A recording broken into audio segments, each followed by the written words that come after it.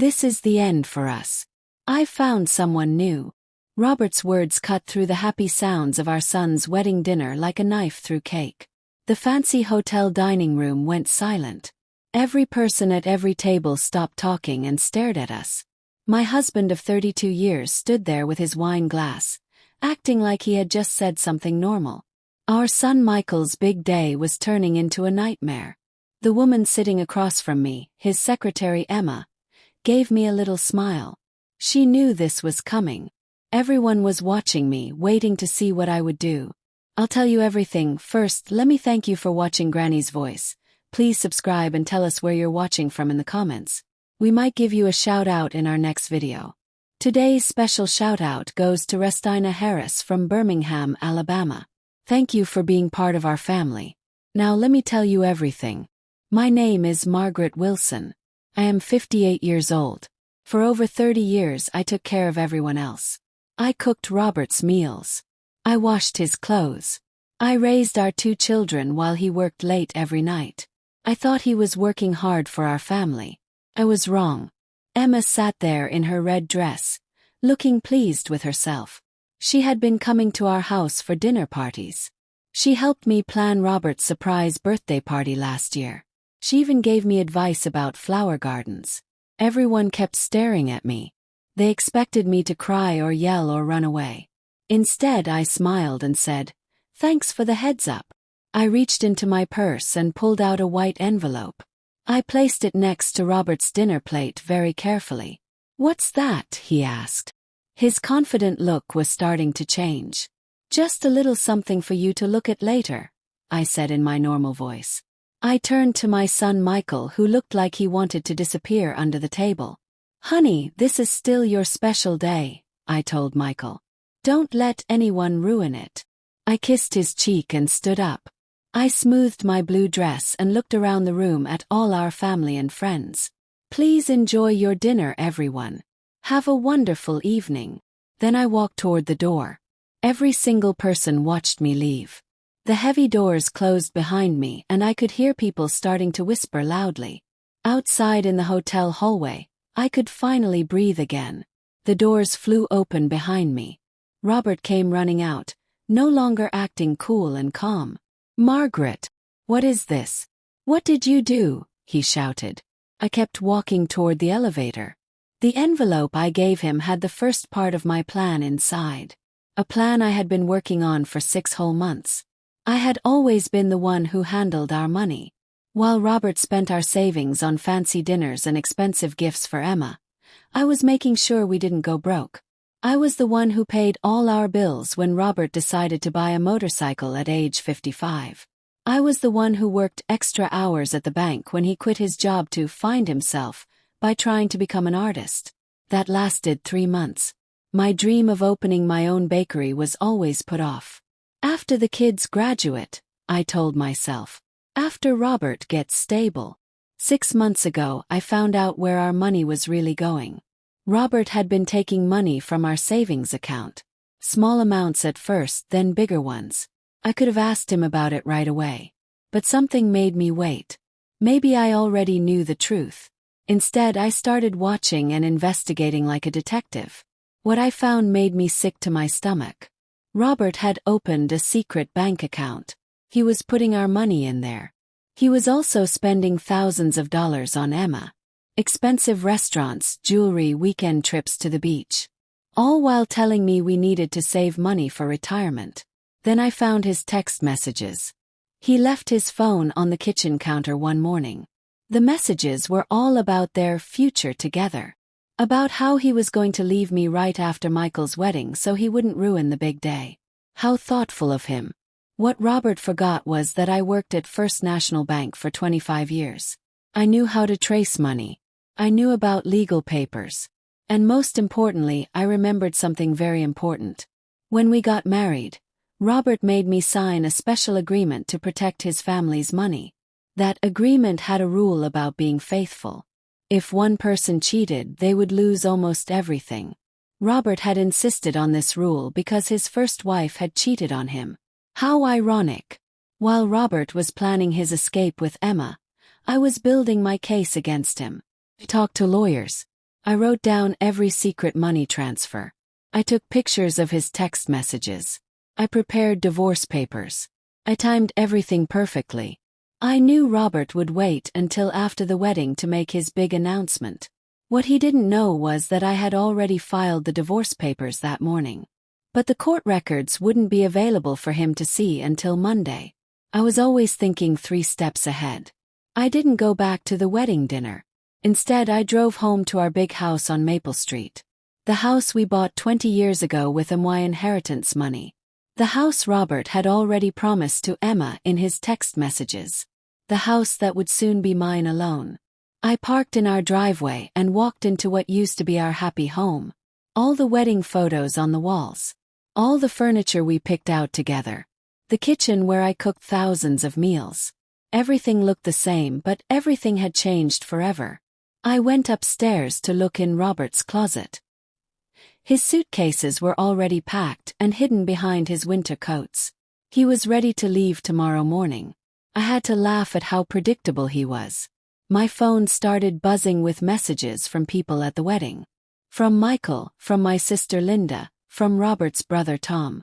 I only answered Michael's message. "I'm okay, sweetheart. This isn't your problem to worry about. Enjoy your wedding night. We'll talk tomorrow. I love you so much." I had kept this secret from both my children for months.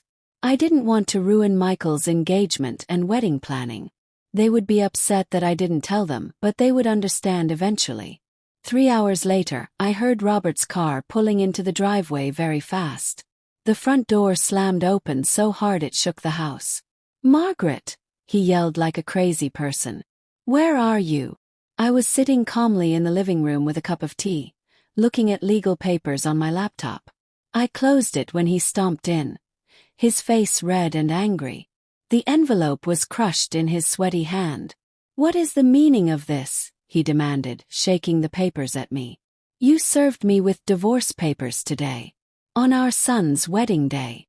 I thought it matched nicely with your plans," I said calmly. "You wanted to end our marriage today. I'm just helping make it happen faster." "You had no right to do this," he shouted. "I had every right," I said back. "Just like you had every right to choose Emma over me. We all make choices, Robert. The agreement from when we got married expired years ago," he said, suddenly acting smug. "Any lawyer will tell you that." I smiled a little bit. "Actually, it didn't expire. Section 15 says the faithfulness rule stays in effect for the whole marriage. Your lawyer should have told you that." "Oh wait, you didn't talk to a lawyer first, did you?" Robert's face went white as he realized what this meant. The agreement he had made me sign to protect his money would now take away everything from him. Our house, our vacation cabin by the lake. His part of our retirement money. His big announcement at the wedding dinner had just become the most expensive speech of his life. "You can't do this to me," Robert said, falling onto the couch like a deflated balloon. "We built this life together. And you chose to tear it apart," I replied. "Just not the way you planned." Robert's phone kept buzzing in his pocket. He looked at it and ignored it. Probably Emma wondering where he was and why he wasn't following their plan. "You've always been smart, Margaret. But this is just mean," he said, trying to make me feel guilty. "What about our 32 years together? Doesn't that mean anything?" I looked at this man I had loved for over 30 years. The man who held me when my mother died. The man who cried happy tears when our babies were born. The man who used to bring me flowers every Friday. When did he change? Or had he always been selfish, and I was too busy taking care of everyone to notice? "Our 32 years meant everything to me," I said truthfully. "That's why your cheating hurt so much." His angry face softened a little. Maybe he thought he could still fix this. "Then maybe we can work this out. People make mistakes. I made a mistake." "This wasn't a mistake, Robert. This was a plan you made for over a year. You stole our money. You looked at apartments with her. You planned to embarrass me in public." His face got hard again. "You're making it sound worse than it was." "Am I?" I picked up my phone and played a recording. It was Robert's own voice saying terrible things about me. After the wedding, I'll tell her it's over. Doing it in public is better. She won't make a scene in front of everyone. Then Emma's voice. And she has no idea about the money? Robert again. None at all. Margaret trusts me completely. That's her biggest weakness. The blood drained from his face completely. You recorded our private conversations. That's against the law. Not in our state when it's in your own house, I said. And I only recorded conversations about your plans to steal from me. Robert jumped up, looking panicked. I need to make some phone calls. Of course, I said. Your lawyer might be a good place to start. I'll be staying at Tom's house tonight. Tom's house, he sputtered. My brother's house. He nodded. He's quite angry with you actually. He saw you and Emma together at the mall last month. He didn't tell me right away. He asked you about it first. You promised him it was nothing, that you would stop seeing her. When he realized you lied, he came to me. This was another shock Robert wasn't ready for. Tom and I had always gotten along well, but Robert never thought his own brother would take my side. Everyone's turning against me, he muttered sadly. Interesting, isn't it? I got my purse and a small bag I had packed earlier. You have until tomorrow night to take your things from the house. After that, I'm changing all the locks. As I walked toward the door, Robert called after me desperately. What about the kids? Have you thought about how this will affect Michael and Sarah? I stopped walking, feeling angry for the first time. Don't you dare use our children as an excuse, Robert. You sure weren't thinking about them when you were planning your new apartment life with Emma. His phone buzzed again. This time he looked at it and groaned loudly. Problem? Asked sweetly. Emma is at the apartment already. She's moved all her stuff in. I couldn't help but smile even bigger. The apartment you put both your names on? The lease you signed last month. Robert nodded, looking confused. You might want to call the apartment office. That application was rejected because of credit problems. The manager called our house phone to check information. I handled the call myself. I walked out the door, leaving Robert to face the first of many problems. His perfectly planned new life was falling apart faster than a house of cards. Tom lived in a nice house across town, close to the college where he taught history. When I got there, he gave me a big hug at the front door. I just talked to Michael, he said, bringing me inside. Are you doing okay? I'm better than I thought I would be, I said honestly, following him to the kitchen where coffee was already made. I never thought Robert would make such a big scene, Tom said, pouring 2 cups. At the wedding dinner in front of everyone. He's lost his mind completely. It was meant to embarrass me, I explained, taking the warm cup. A public rejection, so I couldn't fight back without looking crazy. Tom's face got dark with anger. My brother always liked drama, but this is beyond anything I expected. We sat in his cozy living room with books everywhere. Tom had never gotten married, choosing his teaching career and freedom instead. Over the years, I had sometimes wished I had that kind of independence. What did you put in that envelope that upset him so much? Mask. I explained everything. The divorce filing, the evidence of his stealing, and most importantly, the marriage agreement that would leave him with much less than he planned. The agreement. Tom laughed. I remember when he insisted on that. Dad had just died and left him some money for his business. He was so worried about protecting it. He laughed bitterly. This is so ironic. My phone rang. It was Michael. I took a deep breath before answering. Mom, he said, his voice shaky. I'm coming over to Uncle Tom's house. Honey, you don't need to do that. I'm already driving there, he interrupted. Dad is telling everyone at the hotel that you've gone crazy, that you've been planning this for months. He's saying horrible things about you. Course he was. Robert always changed the story to make himself look like the victim. Let him talk, I said. The truth will come out soon enough. 20 minutes later, Michael arrived, still wearing his wedding tuxedo but looking completely exhausted. He hugged me tight like he used to when he was little and had bad dreams. Why didn't you tell me what was happening? He asked, his voice shaking. I didn't want to ruin your engagement and wedding planning, I explained. You worked so hard for this special day. He pulled back, wiping his eyes. Well, Dad took care of ruining it himself. We moved to Tom's living room where Michael finally heard the whole story. How I discovered the affair, the money stealing, and all the plans Robert and Emma had made. I knew something was wrong with Dad, Michael admitted. He's been acting strange. Always on his phone, never really listening when we talked. But I never imagined anything like this. None of us want to see bad things in people we love, Tom said gently. My phone buzzed with a text from David Chen, my lawyer. The emergency court filing had been approved. The bank accounts I had found were frozen until the divorce was finished.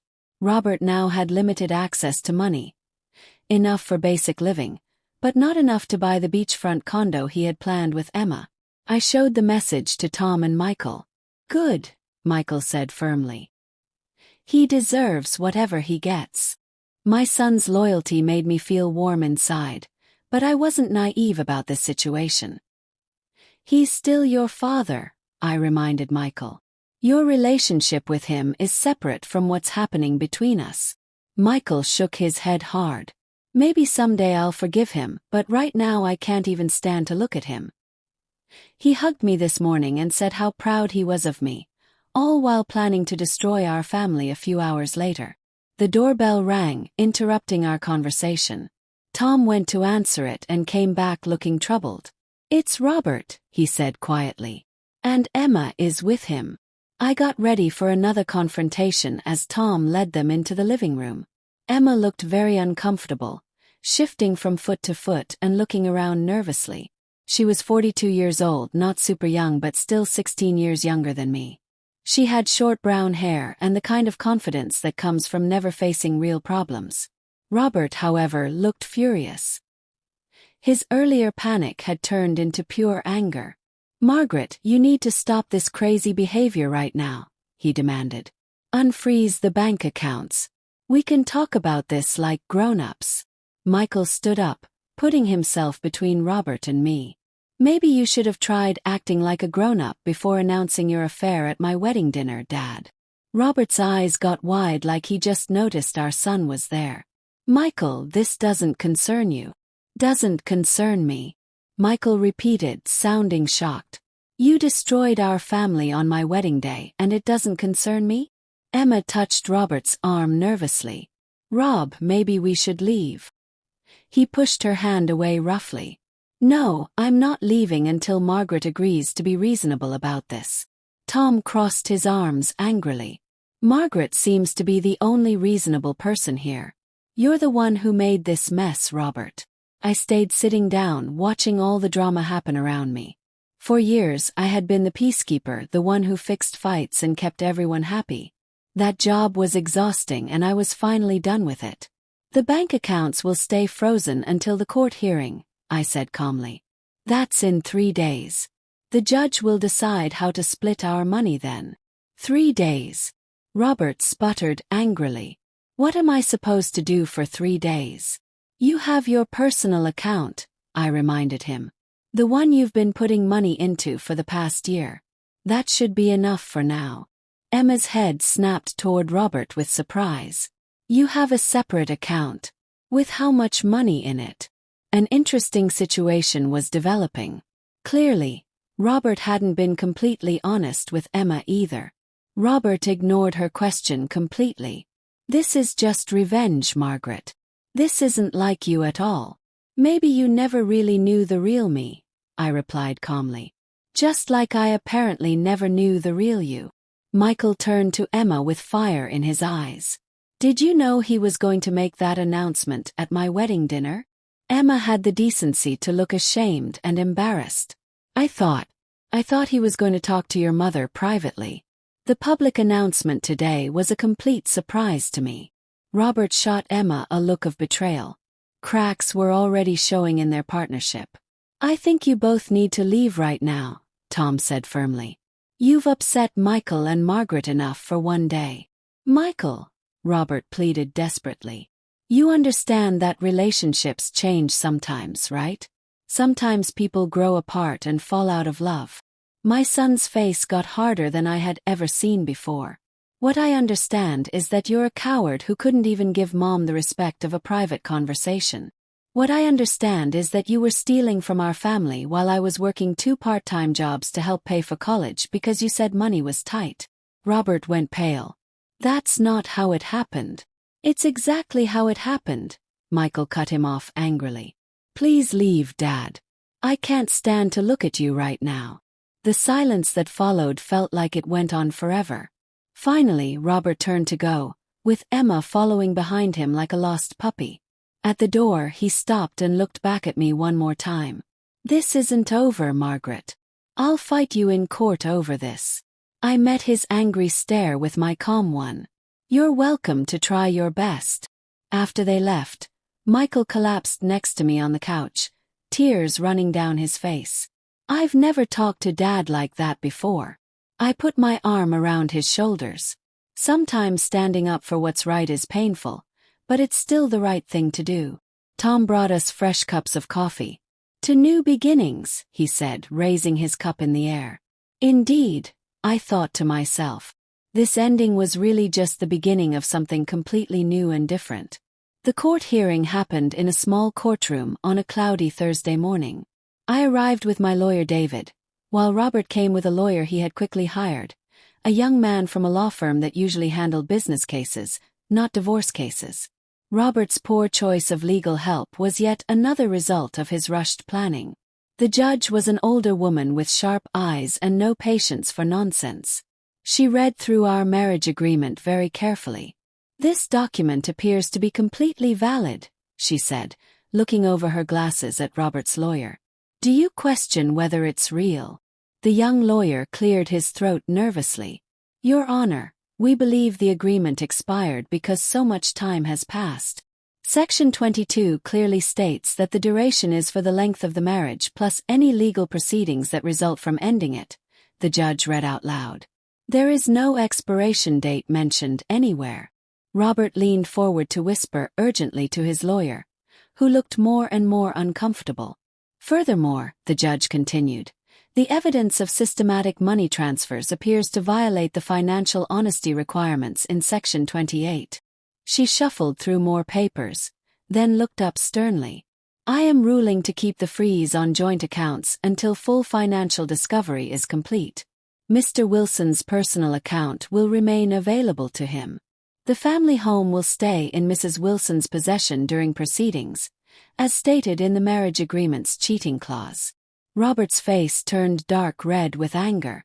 This is completely unfair, he muttered loud enough for everyone to hear. The judge fixed him with a stern look that could freeze water. Mr. Wilson, I suggest you read the agreement you signed more carefully. This court will meet again in 30 days for the full hearing after discovery is finished. As we left the courtroom, Robert caught up to me in the hallway outside. Margaret, please. We need to talk about this like reasonable people. 32 years of marriage has to count for something important. It counted for everything to me, I replied honestly. Until you decided it counted for nothing.